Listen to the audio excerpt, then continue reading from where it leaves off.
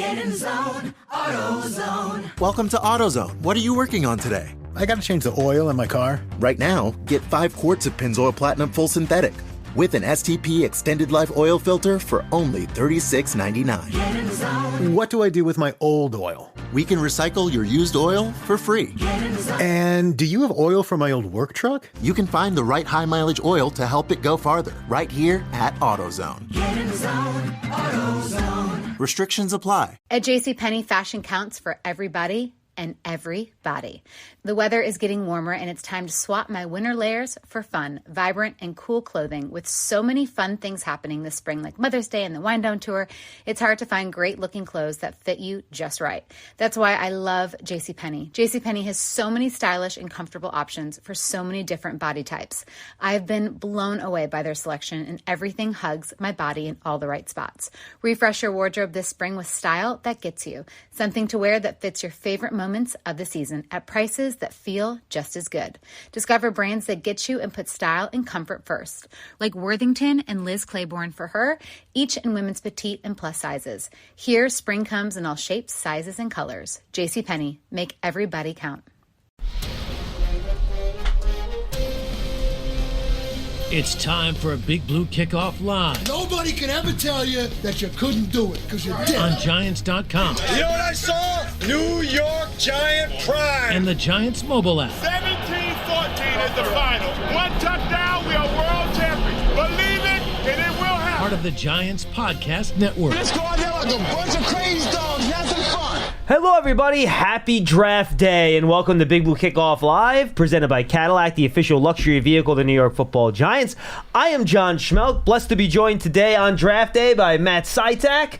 Matt, we have been at this for a long time, getting ready for today. The day is finally here, and I am excited to stop talking about what might happen and talk about what will happen. Yes, very excited to see, which top prospect we add to the Giants tonight. It's going to be exciting. Yeah, and I think the exciting thing is that who the Giants are able to add, they have no control over, because what happens the 5 picks in front of them is really going to dictate what the Giants do at 6. So let's start there. Gut feeling right now, what do you think is going to happen in the first 5 picks before the Giants go at 6? Okay, well, the growing, buzz report, I would say the last day or two, we've all seen the reports, have said that the Giants are trying to move up, from 6 to potentially 3. It seems like from these reports that there's one quarterback in particular that, they, at least analysts, reporters think the Giants have their eyes set on in Drake May.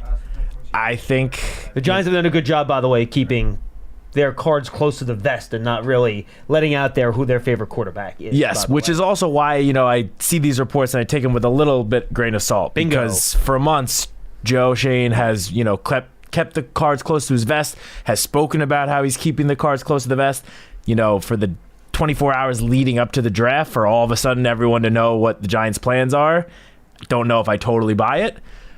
I think there might be some validity to it, but again, as you mentioned, it all depends on what, in this case, New England would be willing to do. If they're not willing to trade out or asking for an absolute king's ransom to move up, then it may not be worth it. So my gut feeling as of right now, they stay at 6 and they take whoever the top wide receiver is. If Marvin Harrison is there somehow, I think that will be the pick immediately.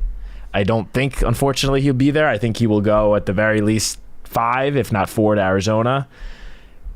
If it comes down to it, my personal opinion, I think they're going to take Rome Odunze. Over Neighbors.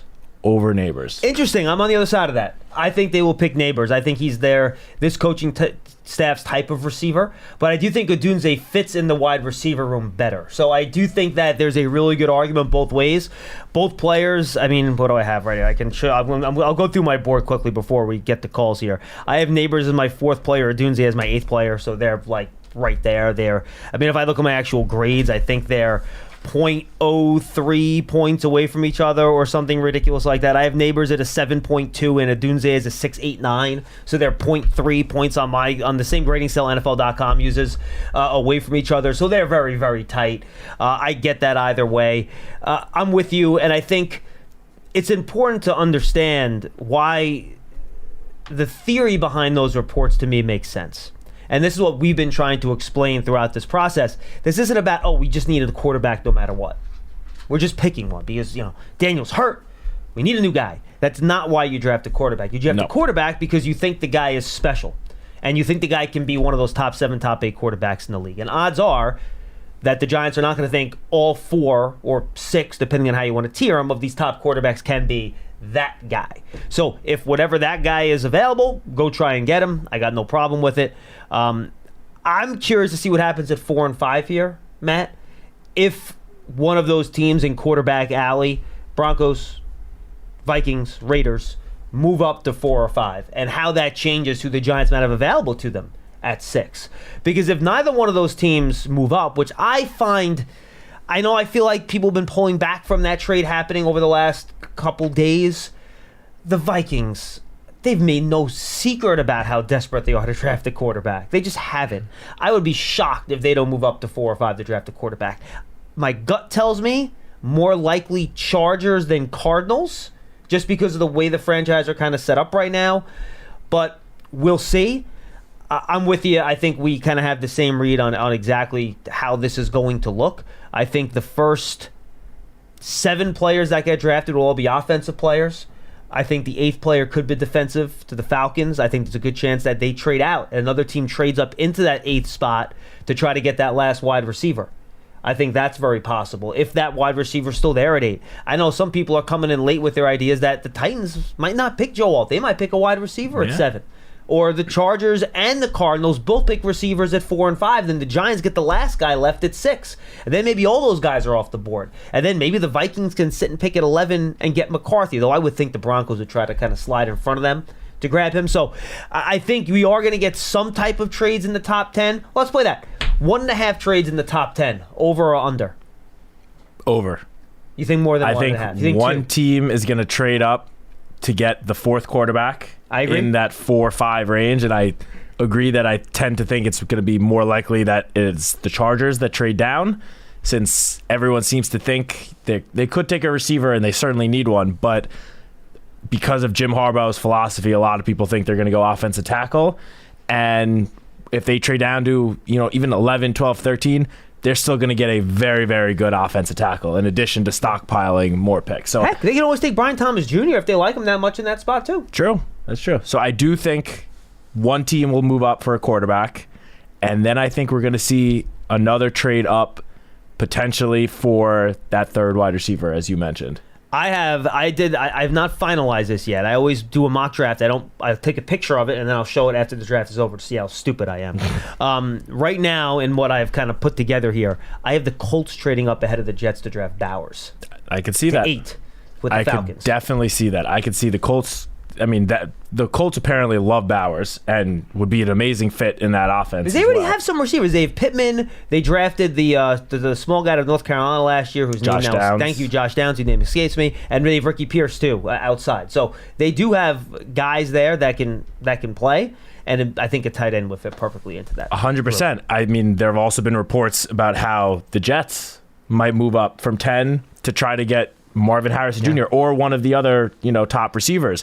I've seen similar reports that the Bears could try to jump from 9 to, let's say, 7 in order to get the 3rd wide receiver, whoever's left between the top 3 guys. And I've also heard the Bears might try to slide down. They only have 4 picks they could slide right down. now. Yeah. So they could always take a slide down and try to pick up extra picks. If they're not obsessed with one of these receivers, they can get they can get Byron Murphy or maybe the top pass rusher in the draft, whichever they would, one of the top edge guys, whoever they would like if they drop down into that, 13, 14 area. So I think a lot of possible movement in that area. I think the Saints could try to move up to try to secure the top or one of the top tackles. They out of all the teams that have them and the Titans have 2 of the clearest needs to me in this draft. Offensive tackle. Yeah.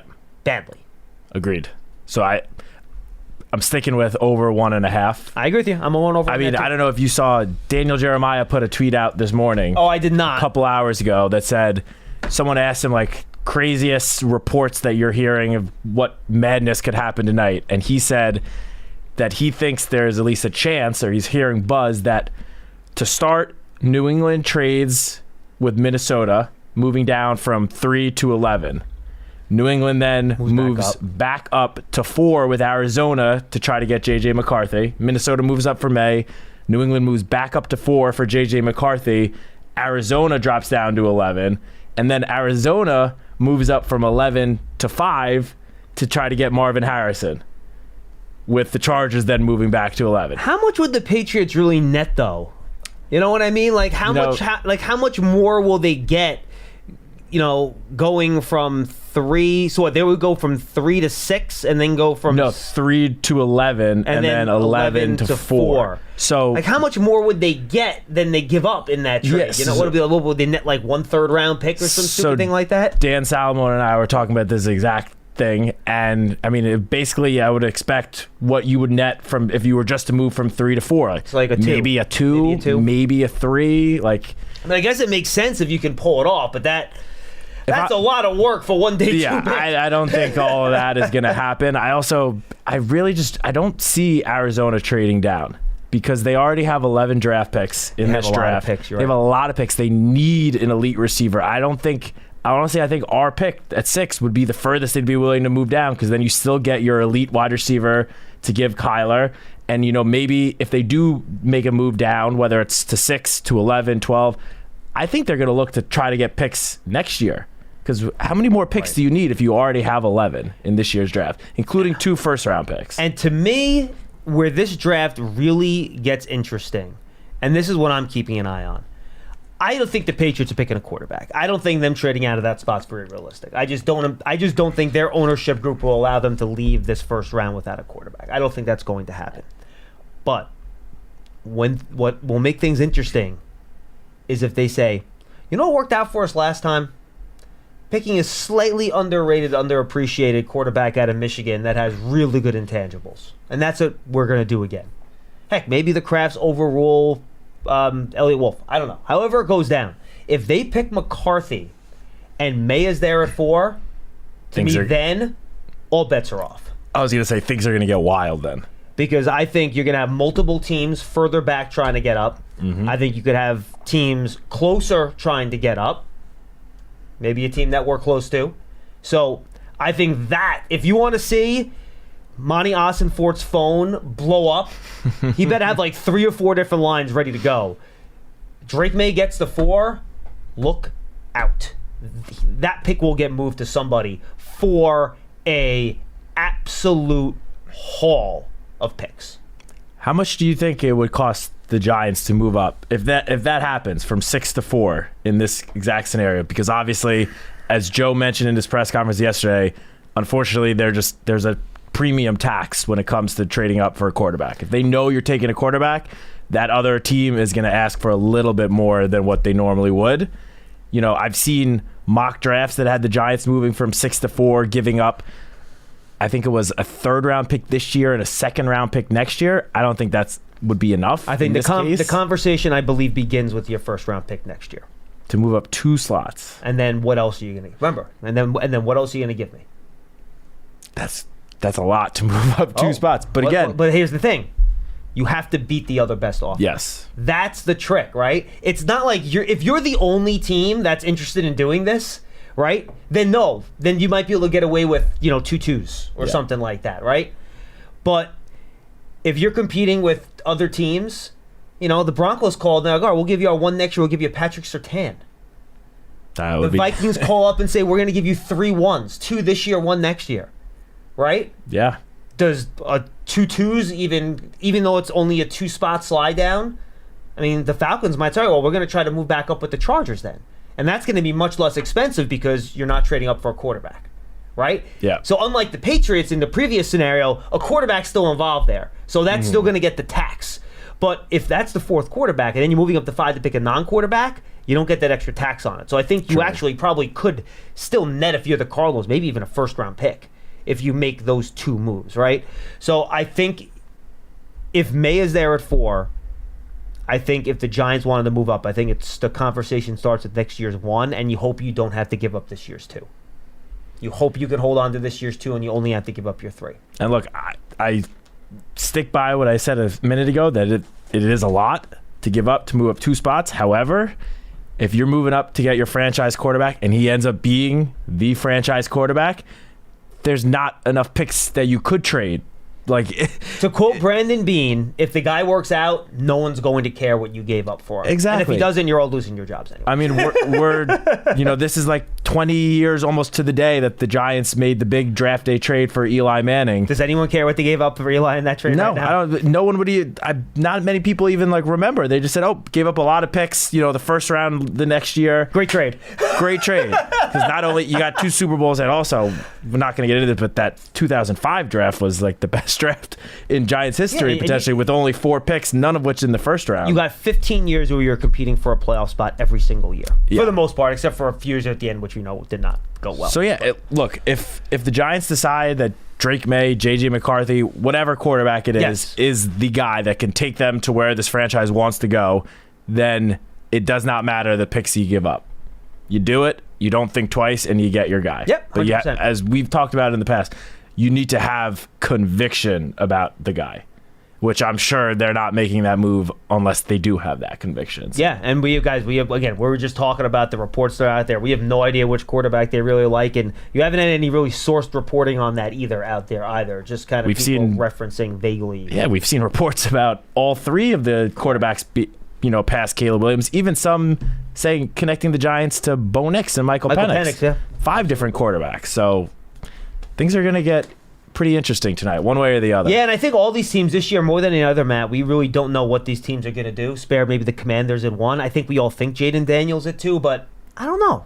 You never know. I'm not sure about that. The Commanders, I think, have been more quiet about that than people think. And I think people are kind of assuming. But we'll see. I'm really interested to find out. 201-939-4513. 201-939-4513.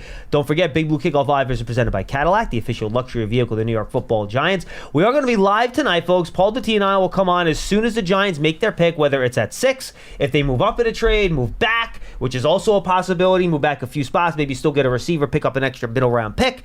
We'll be live for half an hour. That's the only amount of time the NFL lets us come on. So we'll be live for half an hour after the Giants make their pick, and that'll eventually go up on the Giants Huddle podcast feed. And then Tony Pauline and I, when the draft is over tonight, we will record our first round draft review. That'll go up on the Draft Season podcast feed. So make sure you check out those 2 podcasts, Draft Season and the Giants Huddle podcast, by the way. You can find them on the Giants mobile app, giants.com/podcast, or just search for Draft Season or Giants Huddle on your favorite podcast platform. And if you happen to be an Apple Podcast, leave that 5-star positive review for whichever podcast you listen to, whether it's Big Blue Kickoff Live, the Giants Huddle, or Draft Season. It really helps our visibility and gets more people on our podcast. So I want to make sure you guys go check that out. Before we get to the calls, Matt, would you like kind of finalize my little big board here? Would you like to hear some of the highlights of it? Yes, let's hear it. I would love for you to pick it apart, which is kind of fun. So I ended up having a full set of notes and a true grade on 140 players. Wow. I got to 140. It's the most I've ever gotten to.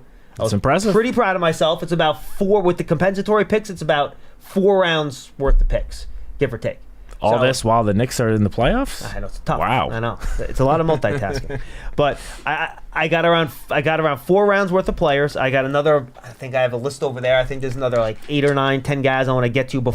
All the top guys are done. So if I can get to those before day 2 starts tomorrow night, that'll be good. I'll get above 150, closer to maybe 5 rounds worth of guys, and I'll feel pretty happy with myself. But more so than ever, I usually have around like 17, 18 first-round players. I got to 24 this year. Wow. Got to 24. Now, there are some guys that I have borderline on. So I'll go through it real quick. I want to make sure we have time for calls. So my blue chip guys, I have 6, all right? And in this order, Caleb Williams, Drake May, Marvin Harrison, Malik Neighbors, Joe Alt, Jaden Daniels. Those are my 6. My next 4, which I call red players, I would consider them top 10 players in any year. Those top guys, I would consider top 5 players in any year, okay? So top 10 players in a year, Bowers and Adunze, touching, literally, but I have Bowers with a slightly higher grade, believe it or not. But again, position value, I would pick Adunze before I pick Bowers.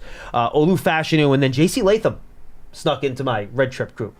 All right, so that's my top 10. I think last year, I only got to like 4 or 5 players with both those groups combined. So I almost have twice as many guys in this year's class. Then you get to my true round 1 guys, all right? Here's what I have in order. Byron Murphy ended up being my top defensive player. So he's not surprised. He's my next highest player at 11. This is going to be a bit of an upset to people. I have Amarius Mims at 11. Okay, that is a bit of a surprise. I think his tape. I know he's only started, less than 10 games. His tape is that good, and he's that good of an athlete. So I believe in the player. I might live to regret that one, but that's where I have him when all is said and done. I got Dallas Turner and Quinion Mitchell. Their grades are literally touching. I think I have Mitchell rated a little higher, but the edge factor, more important position, nudges Turner ahead of Mitchell. Then I have Talese Fuaga as the next guy at 15. Terrion Arnold at 16. Troy Fautanu at 17. I have Latu and Verse. Again, their grades are also pretty much touching back-to-back. Then I have J.J. McCarthy checking in at 20. Chop Robin. And this is where I get to my... I could have put these guys in my round 1/2 borderline area, but I decided maybe I was in a good mood yesterday. I decided to be generous. So I have Chop Robinson at 21. Okay. I have Brian Thomas Jr. at 23.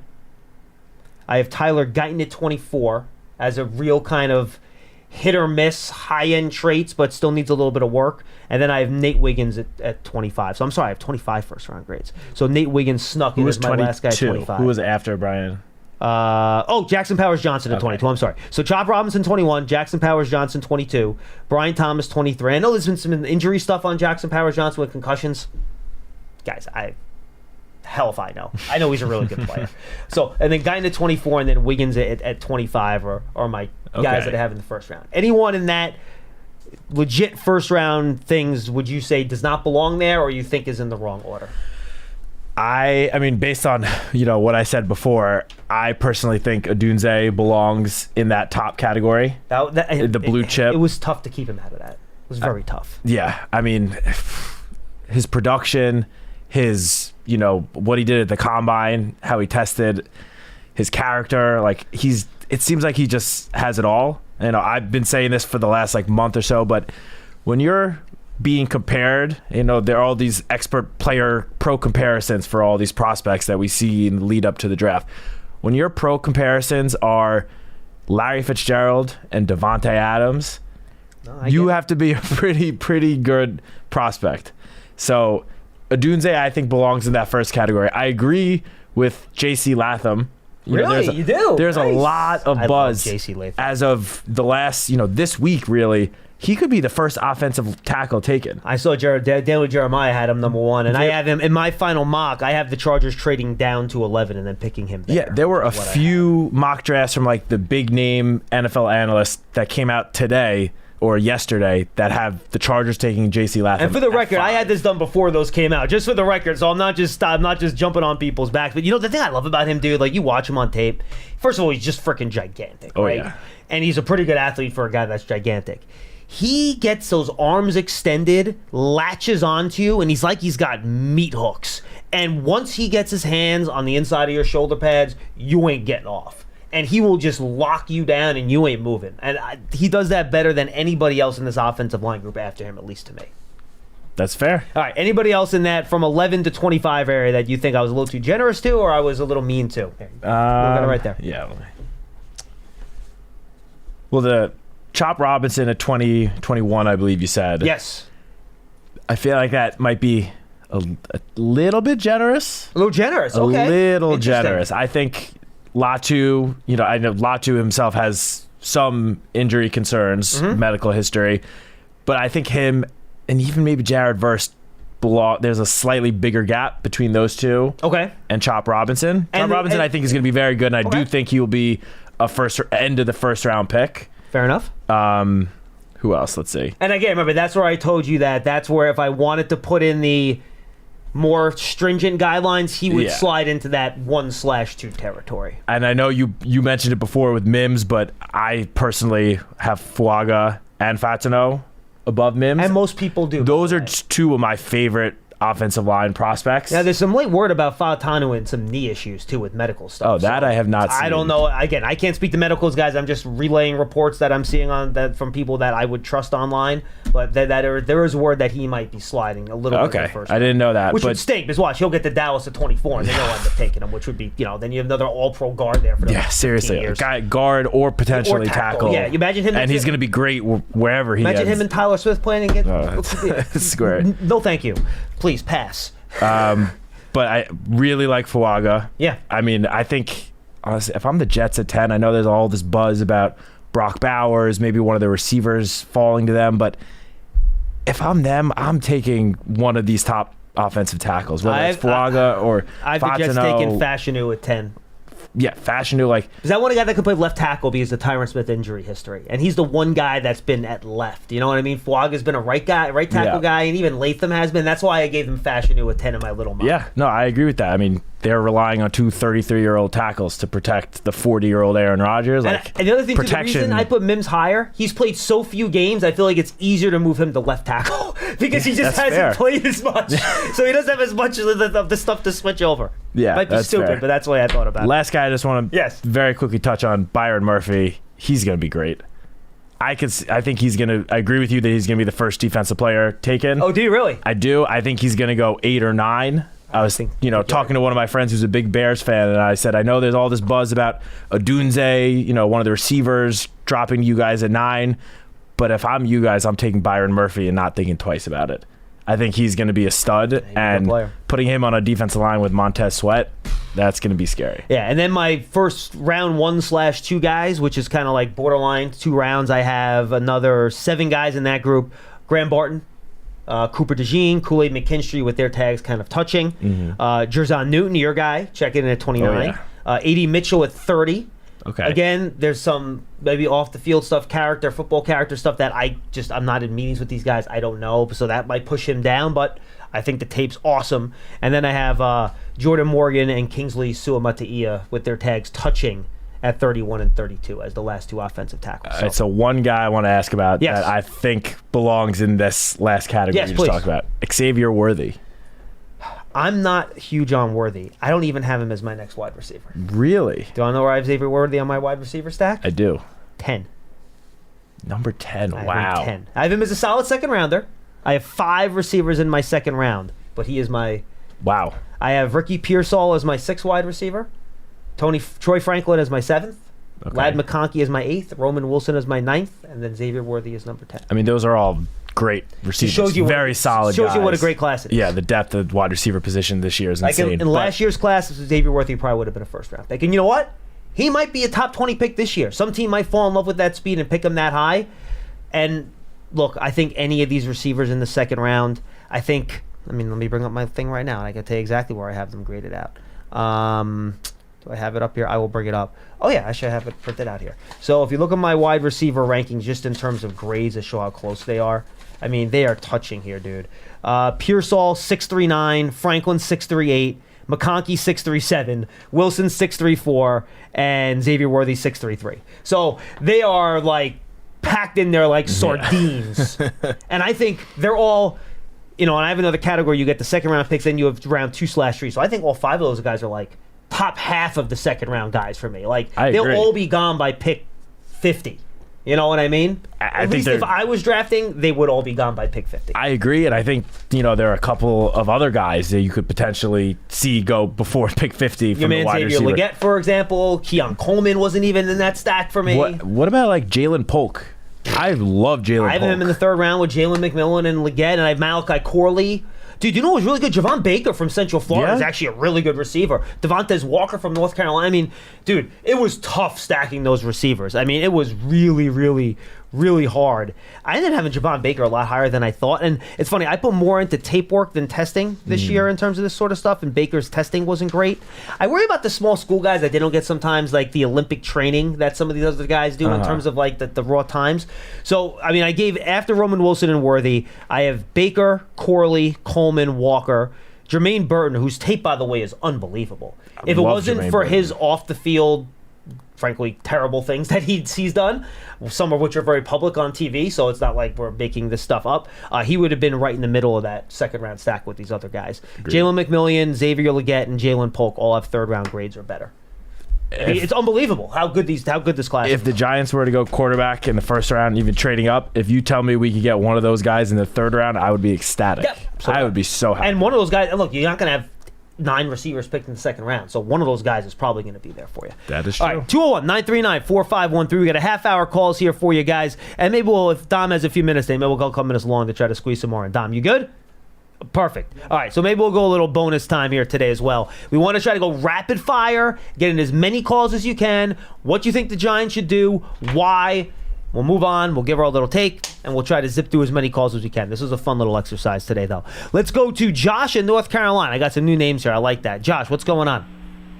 What's up, man? So my pick for the Giants is definitely going to be Roma Dunze. I just like his size, and we already have Wandale, who's good with the yak from what I've seen in the small sample size we have. And then also, Jalen Hyatt taking the top off the defense. And it'll give Daniel Jones at least one more chance to prove himself. And we already built up the offensive line. So get like one big boy receiver out there for Danny Dimes, and we should be good. Good argument. Josh, appreciate the call. Look, I think you made a great case for why Odunze would be the right fit with this group. Yeah, I mean, you have the speed guy, you have the smaller, over-the-middle guy. Odunze, 6'3", 212 pounds. I believe weighed in around that officially.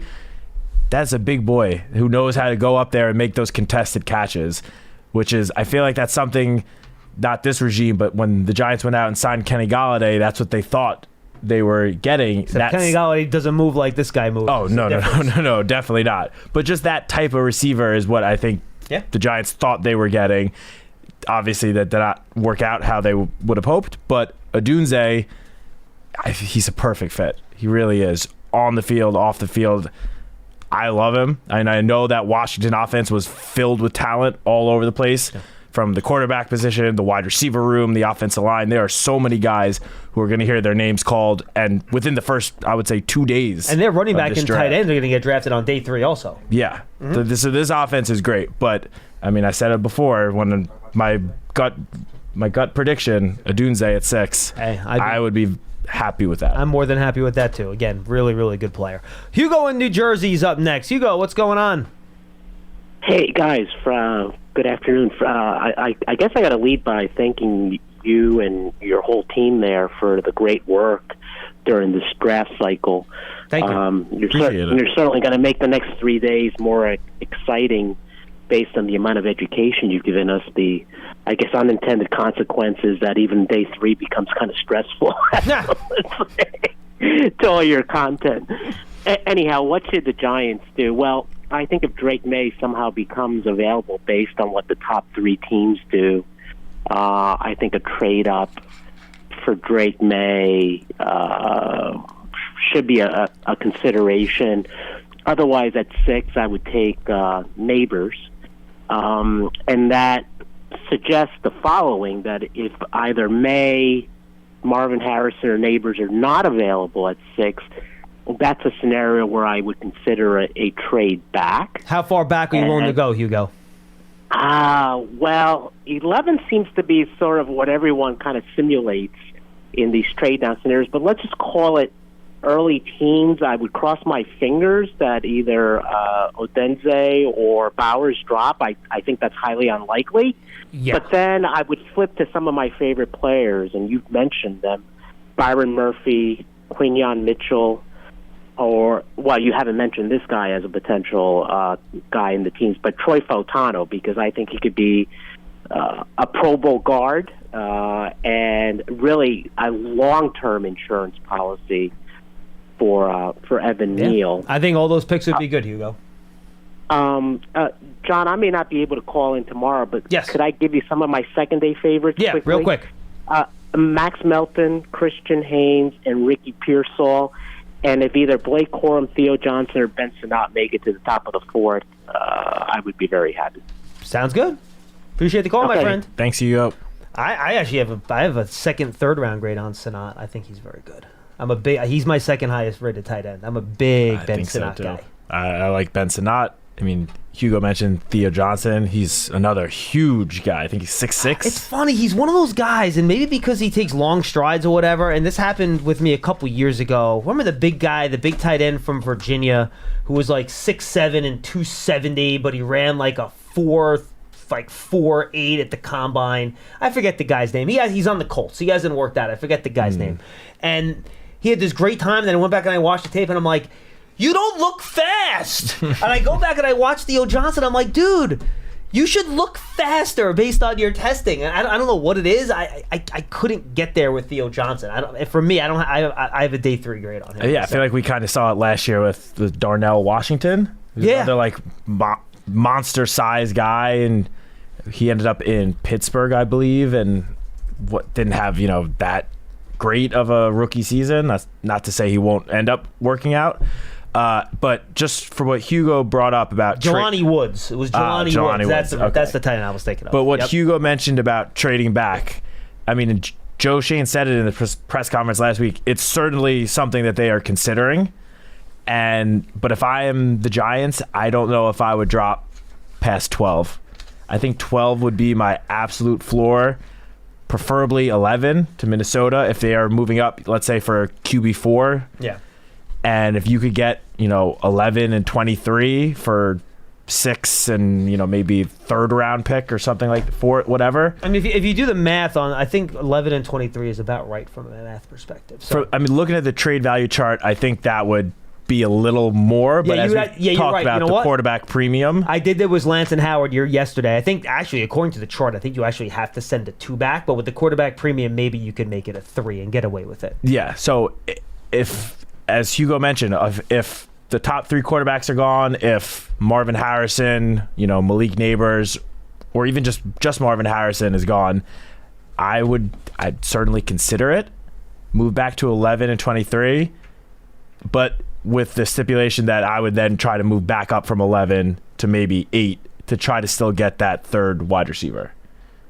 Which basically, if you then do all the math, it's basically only going to cost you, or you're going to end up with your 2nd round pick basically becoming that second first round pick. So from 47 to 23 and no 3rd round pick. So is that worth all the effort? I think is the question. I think then you're in effect, think so. You're in effect trading your 2nd and 3rd round picks for 23. Yeah, I mean, would you do that? So you're move up from 47 to 23, and it would cost you 70. But you'd also move down then from 6 to 9, let's say, for example, right? Yeah, but I'm saying you'd only so you move that 6, trade back up, assuming that you get one of the top 3 receivers who would be in play at 6 anyway. Yes, I think I would do that. Yeah, I think in a vacuum, if you give me that, would I trade my 2 and my 3 for that pick at 23? Yes, I would probably. And then the other thing that has been, I feel like, buzzing on Twitter for the past week, if the Giants or any team were to move down to 12 with the Denver Broncos, a deal with Patrick Surtain going to the other team. Yeah. That would be something I would very much strongly consider, because the thought of having Deonte Banks and Patrick Surtain as the 2 starting corners, that does it for me. Sign me up for that. So I will openly admit this. I'm stealing this from Tony Pauline in his final mock draft that we did on draft season. The Eagles apparently are looking hard to move up for a corner, which is understandable. They never pick corners in the 1st round, but they really need one, so I get it. I don't think the Broncos are going to be able to get up to get one of these quarterbacks. Let's say they're unable to move up. I think then I could see the Eagles and the Broncos swapping, the Broncos moving down. They don't have a 2nd round pick, remember. So they get the Eagles 2. They slide from 12 to the Broncos the Eagles are picking at 22, and then they draft Bo Nix at 22, but they get a 2nd round pick out of the deal. Yeah, I can see that. I thought you were going to say Surtain ends up in Philadelphia. No. Going to start tearing up a little bit at the thought of that. Let's not even talk about that, please. 201-939-4513. Coach Marvin's in Delaware. Hi, Coach. How you doing, John, Matt? How y'all doing? We're good. Good. How are you? Good. I'm okay. We got to be quick today, Coach. Okay? Yep. Thank you. Okay.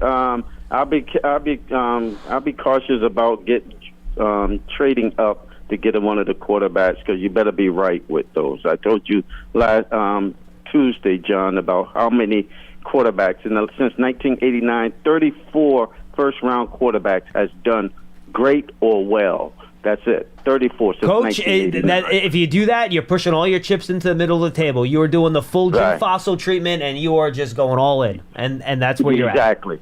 And I don't want to do that because we don't have enough to give to get up there. I get that. So. Whatever they do. I like all 3 receivers. Doesn't matter which one of the 3. The one I'm going to root for is Marvin Harrison. Reason I think he could fall if somebody trades up, and then the Chargers surprise us and take a lineman. That we don't know what's going to happen. And by the way, So Coach, real quick, just for the record, there's a chance that the Cardinals like Neighbors better than Marvin Harrison. Like, that is not impossible. That's right. I was going to say that, John. Thank you. You said it right. So those are the guys I would like. My surprise pick would probably be, if they go down, the surprise pick will be Quinyon Mitchell for me. I love that's Mitchell. Who I think they may go to. And my last thing, I'd like to give a shout out to John DiVincenzo. He's the brother of Dante. And good luck to the Knicks tonight. Did you coach John, his brother, or something like that? No, I just met him about a week and a half ago. So me and him communicate back and forth. So they're here in Delaware. I didn't know they lived here. Oh, neither did I. That's interesting. Yeah, and he was introduced to me. So me and him exchanged numbers, and I told him I'd do this show. So he may be listening to the show. So if John is, good luck. Tell your brother good luck tonight. Yeah, John, I don't know if you're aware, but I appreciate the call, Coach. I'm as big of a Knicks fan as you get. I'm a season ticket holder. I was at games 1 and 2. I think I blacked out when Dante had that 3 I did at the game. At the end of game 2, it was pretty awesome. And Coach, appreciate the call, man. Thanks so much. Yeah. But yeah, hopefully Jalen figures things out tonight, and you can give me a really nice draft night. Get the Giants a weapon. Have the Knicks a comfortable 3-0 lead, and I don't have to sweat this series out. That'd be nice. Would be nice. Now, Matt, unfortunately, is a Nets fan. So, unfortunately, are you rooting heavy against the Knicks? No. Okay, good. I'm not a Nets fan. I wasn't sure if you were one of those Nets No. fans that just can't. So I grew up right near Giant Stadium over here. So I grew up going to Nets and Devils games as a kid. Those are still the 2 teams I root for, but I'm pulling for the Knicks and Rangers. So you probably were at your really getting into sports in the Jason Kidd, Kerry Kittles, Richard Jefferson teams, I do remember the Stephon Marbury days. Okay. But yes, I was going to all those playoff games with Jason Kidd, Kenyon Martin, Vince Carter. I mean, those were the good old days for us Nets fans. They were. 2-1. Unfortunately, you ran into Shaq and Kobe. And then Tim Duncan the next year. Yes, and much like the teams that ran into those players, it did not go well because it's hard to match up with those guys. Knicks had the same thing when they ran into Tim Duncan in '99, so I feel your pain. 201-939-4513. Tim in Charleston. Tim, how you doing, man? Hope you're well. Hey, yeah, John, thank you. I haven't talked to you since I was in the hospital. I've been out now almost a month. And, that's great, man. Yeah, still with a walker, but I'm working on it. That's great. I'm going to try to be quick to just go through my thoughts, but I do have a couple of questions on K2 guys. All right, go right ahead. So first round, I'm a stick and pick guy. Grab a receiver. Obviously, if Harrison falls, that's easy. Otherwise, I'm a Nunez guy. So jumping right to round 2, I like Sandra still because I feel like by that time, there's going to be like 5 edge corners gone, at least, maybe 6. And I thought Sanistro would be the perfect guy to just solidify that slot and throw numbers at the other edge. Tim, he is my number 1 second-round corner. I have him ranked as my 39th best player. I'm a big Sanderstill guy, so I'm with you on that. The only problem for me is, I did like 30-plus PFFs, and he was always there until the last week, and now people are talking him up, and I've heard him go as high as late in the first round. So he's been gone for the last week in my mocks, and on the mocks I've heard on your shows pretty much most of the time. So my second pick there might be Tyler Nubin, who I think, just gives us a solid core of safeties, and then we got to figure out the corner class. I have 3 safeties in the second round, Tim. I have Hicks, Bullard, and then Nubin in that order. Okay. And then the other one who, if he's still there, although I'm more inclined to go third round for a defensive interior guy, is Braden Fisk. But the question I have is, if Bo Nix is sitting there, do you jump on him and say, okay, we'll wait on the other guys? So that's a question. Good question. And then you want to answer it now, or you want me to go to my... Now finish up, and then we'll answer after you're off. Yeah, no problem. That works. Yep. So then in the third round, the guy who seems to always be there, and I've only heard a little bit on him, so I'd like to hear a little more, is Brandon Dorless, and then a few times Ruka Ohororo, if I said that right, yep, are there. So and the other guys I have there are Christian Haynes, obviously a great guard if you don't get one of your defense or interior guys. But I basically was receiver, cornerback, and I know you can't pick by position, but that was my inclination. And then also I had my eye on Jalen Wright. His numbers are great. He's supposed to be a good pass protect guy, decent amount of receptions, so I kind of like him. And then the quarterback question that round would be, if Rattler's there, do you throw caution to the wind and say, let's get a guy that maybe we can develop? So I'll take your answers off the air. Thanks for taking my call, and hopefully once the draft is done, you'll start hearing from me every week again. Awesome. Thank you, Tim. I have Nix and Penix as my 37th and 38th players. So theoretically, if they're there at 47, you're getting good value there. I don't know, though. I mean, yes, I think I would. I think even though I had Nix technically with a better grade than Penix, I think Penix has more of an upside to him. Yep. So I think I'd be more willing to roll the dice there, to be totally honest with you, just because I think he's got a bigger arm and better physical tools. Yes, I could be convinced, but I don't think either guy will be there when the Giants pick at 47. And honestly, I think Rattler's a good dart throw. I think you have more important needs to fill in the third round. I'd rather pick a position player, I think. I agree. I mean, you don't, as we've said, you don't take a quarterback just to take a quarterback. And that goes for the first round, second round, third round, any round in the draft. A little more leeway in day 2 than you have in day 1. Definitely. But you still don't want to force a pick because, the 47th pick and the 70th pick, those are guys that you expect to contribute, contribute as soon as, this season. And, taking someone like Spencer Rattler, while he could eventually develop into a very, solid starting quarterback in the NFL, that's not a guy that's going to help you in 2024. Like for example, I have Chris Jenkins as my 68th best player and Braylon Trice as my 70th best player. Those are guys that can come and help you, a defensive tackle and edge rusher right away. Chris Jenkins in the third round, I would like that a lot. The one thing I just want to keep or make sure that everyone, is somewhat wary of is I believe it's right after this weekend that free agent signings no longer count towards compensatory picks. Which doesn't really impact the Giants because they've kind of already zeroed that out a little bit for the most part. But for other teams, it matters more. Yeah, so there will be there will be more free agent action, I think, as soon as next week. Well, and teams know what holes they have, too, after the draft is over, which is also a factor. Yeah, so I do think that one thing to keep in mind is which veterans are out there, at which positions have numerous veterans still out there that are going to get signed and be, very solid to good starting players this season. I mean, I think you got a better chance at defensive tackle than you have at corner. And I think you have a better chance at safety than you have at corner. I was going to say safety in particular. There are a lot of very good safeties still out there on the free agent market where if, the Giants clear some cap space and are able to make some moves in the near future, that could be a position that they would like to target in free agency just because, as I said, there are numerous guys. You're looking up Justin Simmons. I was just making sure he hadn't signed yet. No, he's just double checking. He's still out there. Who's the Jordan Poyer signed, but the other Buffalo safety, Micah Hyde, he's still out there. There are some very good free agent safeties out there where I would be more inclined to try to address other positions in the draft, especially on the first 2 days. And if there are positions that are needs for the Giants that could be filled in free agency, I would, go down that route. I think safety in particular. You have to draft a corner, Matt. Like, you have to figure out a way to get a corner in this draft. You have to. That I agree with. It doesn't have to be in any particular round, but you have to get one. Yeah, it's not going to be at 6. No, I don't think. But whether they trade down or whether they decide to attack corner in sometime tomorrow in day 2, could fully see that happening. Again, dream scenario. Somehow the Giants end up with Patrick Surtain. Not counting on that happening.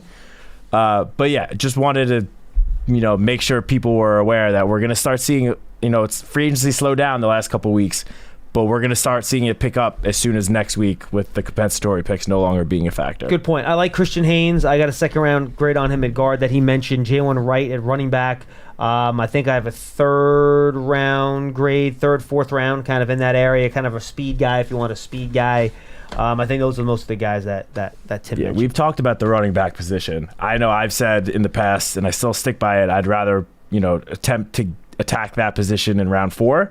But as you've mentioned, I'm with you on that. From picks like 50 to 100 is when a lot of running backs are going to start to go, and they're going to continue to go. Like, we could see a run of 8 running backs. My first running back is at pick 70 is my player 72 on my board. Then between players 72 and 99, I have 1, 2, 3, 4, 5, 6, 7, 8. See, there you go. So at 108, all of those 8 running backs might be gone. I would say chances are not all 8 are gone, but they could easily go. But in an ideal world, wait till round 4. I agree with you. Hopefully get one of those running backs. I'm with you. Because look, you have a Devin Singletary, you drafted Eric Gray last year. It's not like you have like a need where you need a starter right now. Exactly. So I'm with you 100%. Joseph in Glen Falls. He's up next. Hi, Joe. How you doing? We're great. What's on your mind? Hats off to the BBK team, the whole team, and their guests. Phenomenal job. Thank you, Joseph. Thank you. If the board falls where Harrison's there, Harrison or Malik Neighbors, if Harrison's not there, I think Harrison. Yeah. Now, what would we get if we move back to 7 or 8 or 9? If team trying to move up to pick Harrison? Yeah. Or Neighbors, say Harrison's not there. I think you're probably looking, if you're moving down to 7, maybe you're getting like a third round pick maybe. Same thing for 8. You go down to 9. I did the math on this the other day. I just got to find what the my thing was. Likely a day 2 pick. I would be open to Bowers and one of those receivers you guys were talking about earlier. Yeah, I mean, if you get into that area, I think Bowers would certainly be in the equation. For sure. Yeah, and then picking up a receiver at 47, and then you got the extra pick, two extra day 2 picks at 3. Yeah. And you go with your... so you're really solving a lot, and you're getting your stud. Bowers. No, that could definitely... And the team is screaming for a stud on offense. Yeah, 6 to 9 is 250 points on the trade chart. That would be a third-round pick.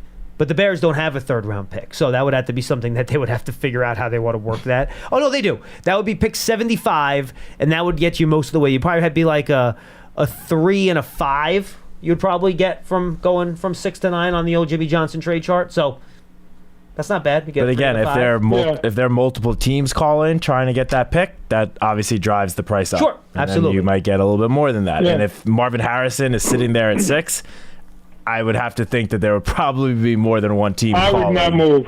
No, I would not move either, but teams were certainly going to call and attempt to move up. And I think and the good thing about that, because let's say somehow you go through the first 5 picks and no wide receivers have been taken, which, by the way, is not impossible. First 4 quarterbacks, and the Chargers take Joe Alt, right? Yep. So then you feel, all right, well, I got 4 pass catchers, right? I got the 3 wide receivers and Bowers that I feel good about drafting any one of those 4 guys. Yep. So you know that if you move down to 9, you're guaranteed to get one of those guys. Still, if you got into 11, though, you still might not get one of those guys. All 4 might be gone in the next 5 picks. Like, that's not impossible. Yeah, the 3 receivers, I would say, almost certainly will be gone. Like, I would be surprised if any of those receivers make it past the Jets at 10.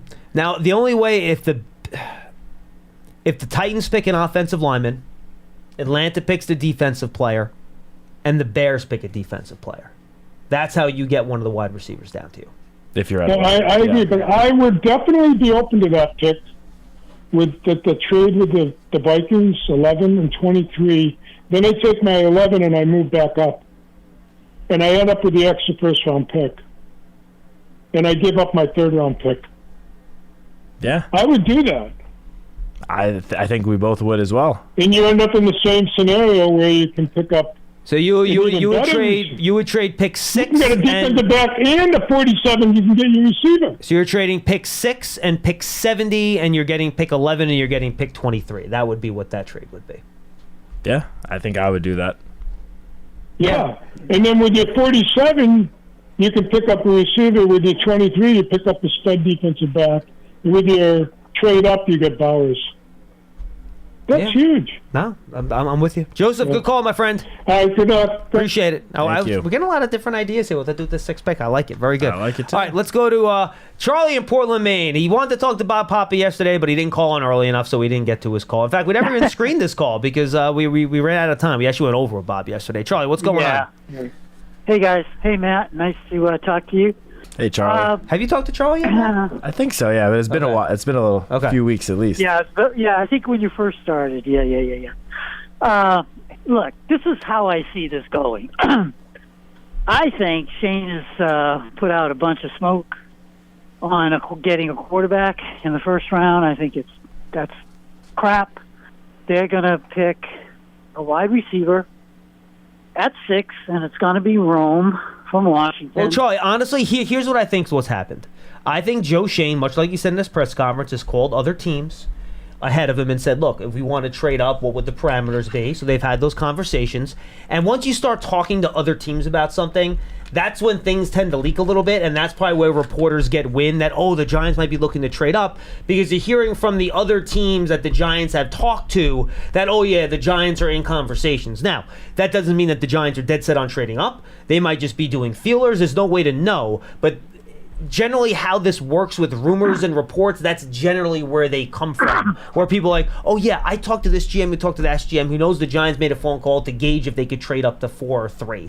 You don't even know how serious they are about doing it. It's just something that kind of gets put through the grapevine. You know what I mean? Yeah, and Joe even said in his press conference last week, he said that he was straight up that he was going to be placing all those phone calls to teams in front and behind, just to sort of see, so they have all the options on the table, so they're not scrambling once they get on the clock, or when they see a certain player drop somewhere, they're not scrambling to try to negotiate a trade then. Joe said, all these trades are like basically pre-negotiated, so you don't have to waste time in the moment. You just call, see if both teams are on the same page, and then send it in, and then you're on the clock. So, yeah, especially the week of, there's a lot of smoke the week of the draft. Yeah, well, the thing is, I don't think they're serious unless May fell through the door at 6, standing there. That would be the only quarterback they'd probably want. So they're going to take a wide receiver, and then they might think about trying to get a quarterback later, but Penix is not going to be there. Nix is not going to be there. So they're going into the 3rd round, 4th round, and they're going to get the rat or the brat. They're either going to get the rat or the brat, and we're going to end up with Rattler or Pratt.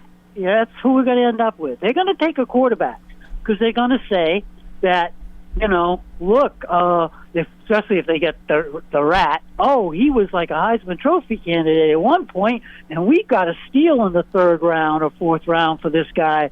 I can just hear it all now. Charlie, I don't think they're dead set on having to draft a quarterback. I honestly really don't think they are. Could they? Yes, if the right guy is there. I don't think they're dead set on we have to draft somebody at that position because they sign Locke. They should be.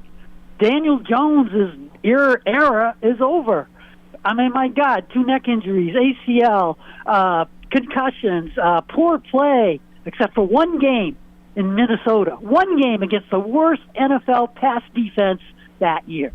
And that's all anybody can talk about. One game, and I give you 40 others that he was god-awful. It's time to move on from this guy. And if they don't pick a quarterback, this franchise is going down the toilet because until we get a quarterback, we're not doing nothing. And, Matt, you said, if we got Surtain, well, what a duo. You think we're going to hold teams to 14 points even with those 2 guys? Because that's what we're going to have to do because we only score 15, 16 points a game. We got to score points. And unless you change the quarterback, it ain't going to happen. And it doesn't matter what defense we have. We're not going to just give up 14 points a game. Charlie, Period. I have a question for you, though, Charlie. Sure. So you're saying that the Giants could end up drafting someone like Michael Pratt or Spencer Rattler. Do you think either of those guys are going to help the Giants score, 30 points a game this season? No, they should be taking Michael Penix at 6 or McCarthy if he's sitting there. I'm telling you right now, there's going to be 2 top quarterbacks at least that we're going to pass on at 6. Charlie, how many top quarterbacks do you think are coming out of this draft class? I think there's probably 5 top quarterbacks, maybe 6. Has that ever happened in the has that ever happened in the history of the National Football League? It doesn't matter if it happened or not. It could happen now. It's possible. Yes, I'm just making the point how unlikely it is that 5 of the top 6. That is. No, I 50% of them that. hit. No, sure. Right? Well, so 3 of them are going to hit. Well, that's percentage. Well, 50% of the top 10 quarterbacks hit. You get into the end of the first round, top of the second round, you're looking at like a 15 to 20% hit rate. Yeah, well, I'm not talking about taking them then. I'm talking about we've got a 6th round pick in the first round. There's going to be at least 2 top quarterbacks there, and if we pass on them, I mean it's criminal. And Shane should be fired, and Dable, if he's going along with it, should be fired too. Because if we don't get a quarterback, and we got stumbling, Gomer Jones out there or Locke, I mean the best quarterback on this team is DeVito, for God's sakes, compared to those 2. Thank you for the call, Charlie. Appreciate it. We get your opinion. I'm not gonna rehash this argument again and again. I agree to disagree, and that's fine. I'll just want to make one quick point. Obviously there are people out there that feel that way about Daniel Jones and the quarterback situation, and you're obviously entitled to your opinion. Everyone's entitled to their own opinion. Even if you do feel that way, though, that doesn't mean you should just force a quarterback pick just for the sake of trying to replace Daniel Jones. Like Michael Penix, Bo Nix at 6. Everyone around the entire country, I would think, would be like, that is over. They're overdrafting there. I know quarterbacks tend to rise, but we've never had 4 quarterbacks go in the top 5 of a draft before. And now you're going to have 5 go in the top 6 picks. Like, you don't take a quarterback. I'm going to keep saying you don't take one just to take one. Even if you feel that way about Daniel Jones, that it doesn't necessarily mean that you need to go and attack that position this offseason. That could be something that they could, give Daniel Jones one more year, and if he has a season like last season, then next offseason, try to attack the quarterback position. And I'm saying this if one of those top guys don't fall to you at 6, or if you can't move up for one of the top guys to, 3 or 4 to get Drake May or McCarthy, whoever it is. You don't necessarily have to get a quarterback this offseason just to get one. You could build the team around him, have a very, very good foundation, core group of guys on both sides of the ball, and then try to attack the quarterback position next offseason if, Daniel Jones, if you decide to move on from Daniel Jones at that point. Just to give you an idea to what the consensus is, and we had Arif Hassan on last Friday, and he talked about his consensus big board. He's a reporter, used to be with The Athletic, now he's his own Substack, Wide Left. And he puts together I think he had, how many analysts was he at? 75, I think, last I checked this.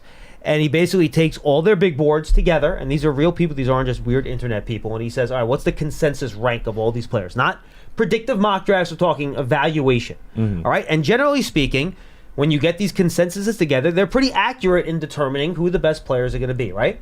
Do you have outliers sometimes? Absolutely. But more often than not, if you go too far off the consensus board, as one of our loyal listeners, Stephen Sperry, likes to say, you have the tendency to get yourself into some trouble. That's how it works. Consensus big board has J.J. McCarthy as the 23rd best player. Michael Penix Jr. is the 34th best player. Bo Nix is the 38th best player.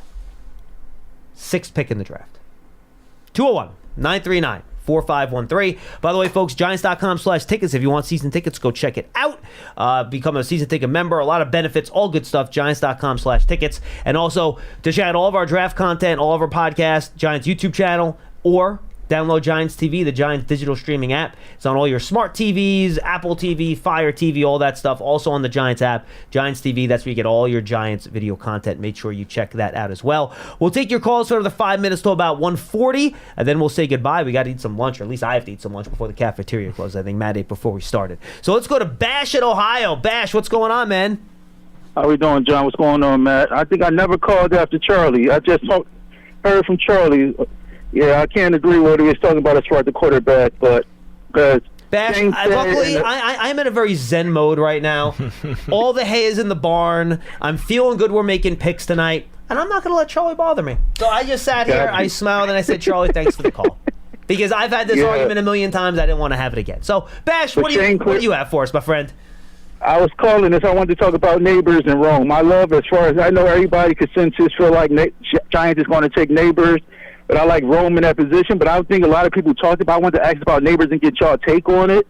As far as Neighbors, interview that he had recently, I heard that he said as far as the Giants taking like the caliber of wide receiver that he is, as far as that the Giants need to find a quarterback to get him the ball, or they would do that. It wasn't really anything about Daniel, so I wanted to ask about his character, because I know like more Marvin Harrison Jr. and Rome are team players as far as, and I feel like Neighbors, I'm getting more like an OBJ-ish diva, quarterback asking for the ball, wide receiver asking for the ball. And as far as like that, I see, and I want to know what y'all think as far as Shane with that pick. I know him with Brandon getting rid of Stephon Diggs over in the Bills, shifting into the Texans as far as that he has that same caliber. So I wanted to talk more about Neighbors' character. I remember when he was there, they also traded for Diggs. So when he was there, they brought the guy in. You know what I'm saying? Right. So Bash, what I would say real quick about Neighbors' character, and then you could finish, is we've talked to people. We had our LSU reporter on, talking to people around. Diva is not the word anyone has used to describe him to me. He was not a 5-star recruit. He went to a very small high school program in Louisiana. He had to work his way up. He's a blue-collar kid. He works his butt off. He's a hard worker. So he's not one of these guys that's going to take days off in practice and doesn't want to work hard. That's not the kid. So I would not put the diva wide receiver thing on him. Now, he's very self-confident, is my understanding. He's a quote-unquote dog, D-A-W-G, where he's got some self-confidence, he's got some edge to him, and he's got some attitude. So might it happen where he walks off the field once, he's not happy, and he'll say something about not getting the ball? That would not be out of the realm of possibility if that would happen, based on from what I've heard from people around the league. But you also want a guy with that type of attitude and approach playing wide receiver for you. I think Odunze is actually the safer pick, because I think he's just spotless. Like, he's such a clean prospect. You can't find much wrong with him. And I think he's a little bit more polished than Neighbors is too. I'm betting on the Neighbors upside, where he's just such a freak show with the ball in his hands, which is why I can go either way on this, and I'm fine whichever guy they pick. Yeah. But that's how I would kind of compare and contrast the two guys. Okay, yeah, I just wanted to get your take on that, because I didn't really. I love both their highlight tapes. As far as I feel like Neighbors is a great player, I just didn't want, as far as that blocker, as far as not quarterback, as far as getting a rookie quarterback, or still having Jones and having. I know we want that X factor wide receiver, but I don't want nobody out there as far as I need the ball kind of player. And I feel like Rome would be a better fit with. I think a caller called earlier as far as being a better fit for the wide receiver room that we already have in place. Yeah, that's fair. So I just wanted to say, as far as like Neighbors and Rome, as far as y'all take on that, as far as Neighbors being more of a asking for the ball kind of player instead of being a team player. And I appreciate the call. Appreciate the call, man. Thank you, Bash. Always good to hear from you, Bash. And again, this will be a debate that, heck, you're going to have this debate for years, based on which wide receiver goes before the other, and people are going to be comparing them and contrasting them. So I think it'll be really, really interesting. I don't think you can go wrong with either one. Nope, you can't. You can't. Plain and simple. I'm 1,000% on board. So either way, you're going to have a lot of really good stuff to talk about. Let's go to Bob in Long Island. He's up next. Hey, Bob. Yeah, how you doing, guys? We're great, Bob. What's on your mind today, my man? Season ticket holder. Great. 28 season tickets between my family, my wife's family, and my two best friends. Well, thank you for being such a loyal fan, Bob. We appreciate that, and we appreciate you calling. Okay. I'm sensing a butt coming. Yeah. I just want to know, do you guys hear our boos every time Daniel Jones is out there laying an egg? You guys have to hear our boos. There isn't anybody in the parking lot that's a Daniel Jones fan. We never warmed up to him. It's over. If they don't go with a quarterback this year, that last caller, I don't know, he's from some other state. He's not buying tickets, but he's right on board with us. We have to draft a quarterback. If we allow Minnesota to leapfrog against us, the one good game we had, how ironic that would be, that they get J.J. McCarthy and we don't. If they draft J.J. McCarthy, we're buying his jersey tomorrow. Bob, I have a question for you. No, seriously, I have a serious question for you. How good do you think J.J. McCarthy is going to be? Well, let me ask you this question. Can we win a Super Bowl with Daniel Jones? Do you believe that? Do you think you can win a Super Bowl with J.J. McCarthy? That's the question. We have to take a shot at it. And we have to continually take a shot at a quarterback until we get one. Bob, if you do your evaluation, Bob, look, I get that theory. You want to keep throwing darts at the quarterback. Enough tape on him. Yeah, I think he's better than Daniel Jones as a rookie, and I can't wait until he steps on the field. You realize when both guys came out of the draft, they basically had identical grades from people, right? You know, Daniel Jones is from Duke. We went down that road with Brown, Dave Brown. One has nothing to do with the other. Who drafts a quarterback from Duke? That was ridiculous. We passed on quarterbacks in the past. We don't have Barkley. Who's the face of our franchise? We're already burning our jerseys for Barkley. We're going to have a wide receiver? A wide receiver? I don't care if you draft 2 wide receivers in the first round. So you're saying a running back is more valuable than a wide receiver, Bob? We are not putting points up, and nobody's buying that jersey. I don't think the Giants are very concerned with who's buying what jerseys, to be quite honest with you, Bob. I think they're trying to build a winning team here, is what they're trying to do. Yeah, a team that could eventually win a Super Bowl. You're not going to do it with a wide receiver. That's just plain and simple. He's going to catch 30, 35 balls his first year. That's it. 30 to 35? So he's going to catch half the number of balls that Darius Slayton caught? Yeah, that's it. That's all a rookie's going to do his first year. Wow, okay. That's something. That's it. All right, let me ask you this question. There isn't an NFL team that thinks the Giants are afraid of Daniel Jones. He's never going to win us the Super Bowl. Ever. Again, Bob, the point I've made on this show many times is that whether or not you draft a quarterback should not have to do with your evaluation of Daniel Jones. It's your evaluation of the quarterbacks that you're drafting. And I'm fine with him. I did enough tape. And that's fine. I watched enough game film on him. He's convinced me. I think he's going to have a great career in the NFL. Can you give me your player comparison for him? I'm just curious. And I give you, who's he compared to? Yeah, exactly. Yeah, like if you envision J.J. McCarthy's career 10 years from now, what player do you think he'll remind you of? It can be anybody over the last 20 or 30 years. You can pick any guy you want that you think J.J. McCarthy will remind you. He doesn't remind me of anyone.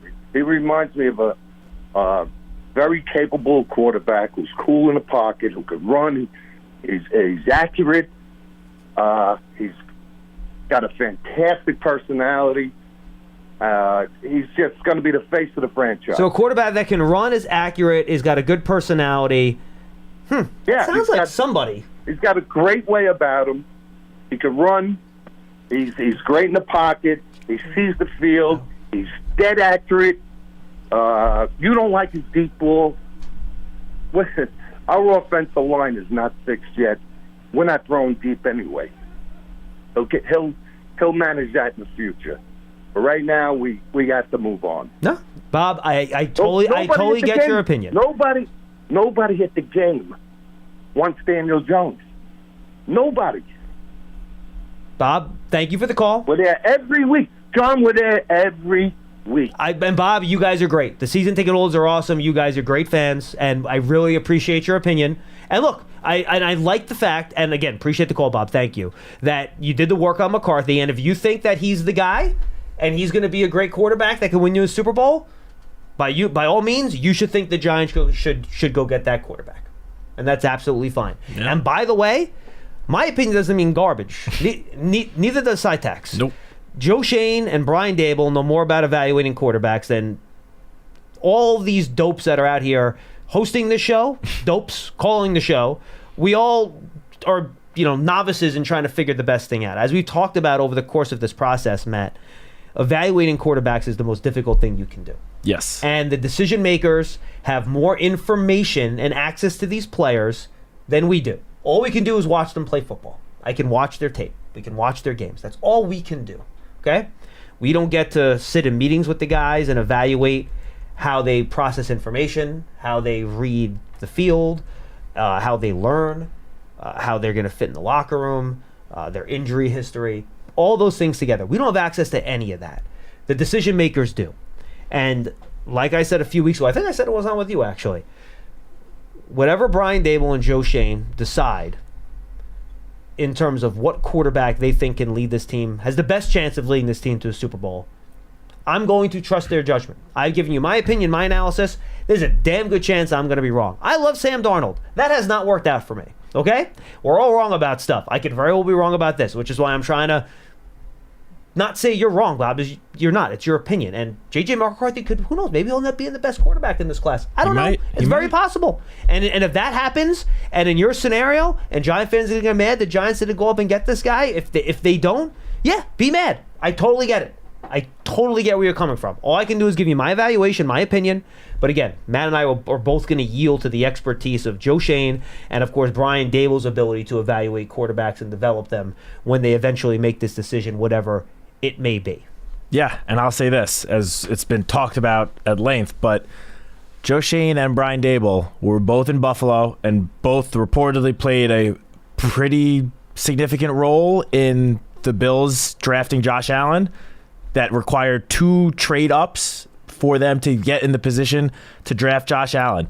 Another one of the top guys in the front office, Brandon Brown, was in Philadelphia when the Eagles decided to take Jalen Hurts in the second round. These guys are not running scared on finding a QB. No. If they want to. Those 3 of the most important decision makers for tonight and this weekend have all seen what it's like to draft a quarterback, and at different places. At 7, and it was Jalen Hurts 40 in the 40s. And by the way, second round. I'll throw in the fact that Mike Kafka coached Patrick Mahomes. Yeah, so he kind of knows what a really good quarterback looks like. I'm bringing all this up to say you got to trust the guys that are making the decisions. If they decide, whether it's to move up for a quarterback, whether it's stay at 6 and take someone like J.J. McCarthy, if they decide to do that, like you just said, who am I to second guess that?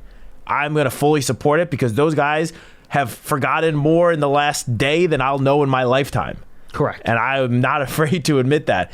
You got to have faith in the people that are running the show. They know what it looks like to evaluate and scout quarterbacks, to draft quarterbacks, to develop quarterbacks. And that doesn't mean you shouldn't have your opinion, by the way. You should have your opinion. Call us, express it. We love it. That's the back and forth we like. Everyone's entitled to their opinion. But at the end of the day, you have a little bit of faith in the guys running the show that if they decide that one of these quarterbacks is worth either a trade up or sticking at 6, taking them in the second round, just have a little bit of faith that they know what they're doing. And it's clear they've considered it. I mean, John Mary got asked about it at the owners meeting. He goes, yeah, I've given them a green light to pick a quarterback if they want. Yeah, sure, no problem. And they've clearly done all the work on these guys. And we'll see which quarterback, if any, they decide will be worth the pick at 6 or worth trading up for, or if they'd rather pick somebody at a different position. And my gosh, I think that's going to be the last thing we're going to say about this quarterback class before they make picks tonight. Hallelujah. Let's go to Scott in New Mexico. He's going to wrap us up today. Scott, well said, Matt. Hi, guys. Just one personal comment, and then I'll let you guys go to lunch because I'll give you my first 2 picks.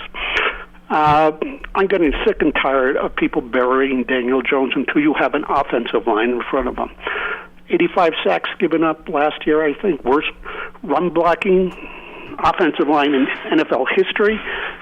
And people are complaining about Daniel Jones. I'm just getting so mad at the fact I don't care who the damn quarterback is. You have to have an offensive line. No, Scott, look, you're right. And I didn't want to get into the whole thing after every call because we've been over this a million times. You're absolutely right. He had no help last year. They made a big decision on Daniel Jones less than a year, like only slightly more than a year ago in terms of signing to this big contract. He played in 6 games last year, the 2/3 of which were without Andrew Thomas and Saquon Barkley, against some of the best teams in football, in the 49ers, the Dallas Cowboys, the Miami Dolphins, and it didn't go well. But there were reasons it didn't go well. And the idea that this organization would completely 180 their opinion on a player they just dedicated that type of contract to over a period of 14 months, it's just not a realistic proposition. I get fans can go that way and go that way that quickly because maybe they didn't believe in Daniel last year when they signed to the initial contract, but that's what these guys did. So they had a certain level of confidence and faith in him that is not just going to get erased because of 5 bad games when he had, to your point, crap going on around him and nothing good happening. So, yes, I didn't want to bring that up after every call because I wanted to move on, but yes, Scott, you are correct. Let me give you my 2 picks so you guys can go to lunch. Sure. First pick, I watched the LSU Pro Day. It's unofficial, but supposedly Malik Neighbors ran a 4.2840. Well, he claims he ran a 4.28. The official numbers, I believe, were in the high 4.3s or 4.41 maybe, something like that. Any guy, if he claims he did it, 4.37 maybe. Yeah, he claims it. He's fast. If he did He's it, fast. It was probably his buddy. It was probably his buddy with the stopwatch in the stands. Like, oh, hey, ran a 4.28. And any guy who, if he did run it, let's just say for argument's sake he did, okay? Anybody 200 pounds who runs a 4.28, that's Tyreek Hill on steroids. I take him over Marvin Harrison, and I take him over Dunze in deference to... Bold! Over deference to Matt's pick of Dunze. 4.38 is what Dane Brugler had him for on the 40 at his pro day. Okay. So. But that, and he has Always moves, trust and that's the guy I would take first. Second, for the second round when they get to it, my guy is Cooper Beebe, and this is the reason why. He's in the Big 12.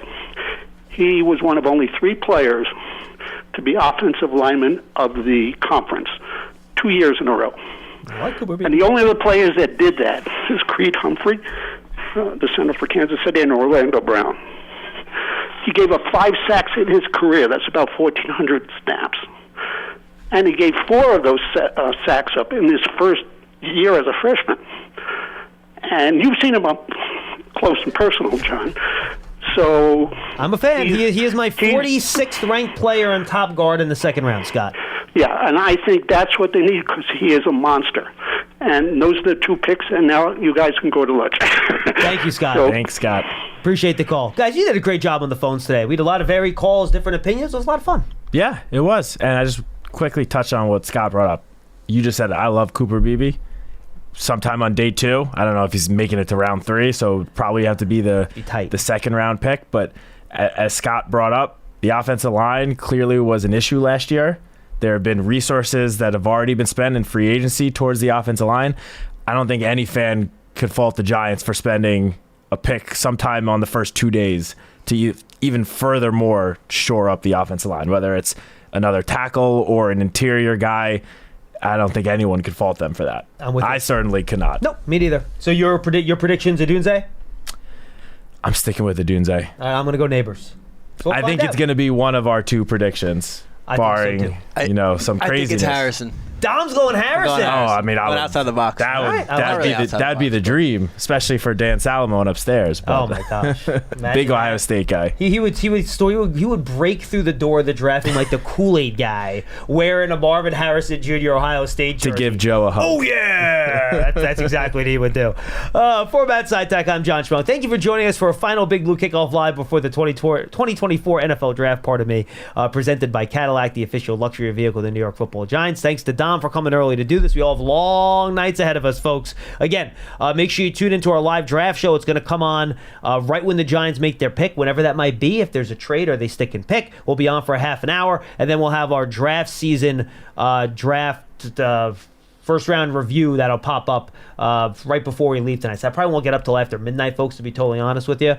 So check that either tonight or when you wake up in the morning on your way to work. And check out Giants.com all weekend. We'll have plenty of content tonight, tomorrow, before round 2 starts. We'll be here late all weekend. So 100%. And the Giants YouTube channel will have the interviews with whoever the Giants draft. They'll be up on the YouTube channel, Giants app, all that stuff as well. So make sure you guys go check that out. Matt will be burning the midnight oil, getting all that content that we are producing. Can't wait. Up on the website and writing some good stuff as well. Thank you, everybody. Enjoy the first round of the draft tonight. I know we will. Get in zone, AutoZone. Welcome to AutoZone. What are you working on today? Thinking about gas mileage. You know, changing your oil with a full synthetic oil like Castrol Edge can help your engine get more miles. Right now, you can get 5 quarts with an STP Extended Life Oil Filter for only $36.99. Get started on your next job today with the parts you need when you need them at AutoZone or AutoZone.com. Get in zone, AutoZone. Restrictions apply. You're a growing business, which means you need every spare hour you can find. That's why the most successful growing businesses are working together in Slack. Slack is where work happens, with all your people, data, and information in one AI-powered place. Start a call instantly in huddles and ditch cumbersome calendar invites. Or build an automation with Workflow Builder to take routine tasks off your plate. No coding required. Grow your business in Slack. Visit slack.com to get started.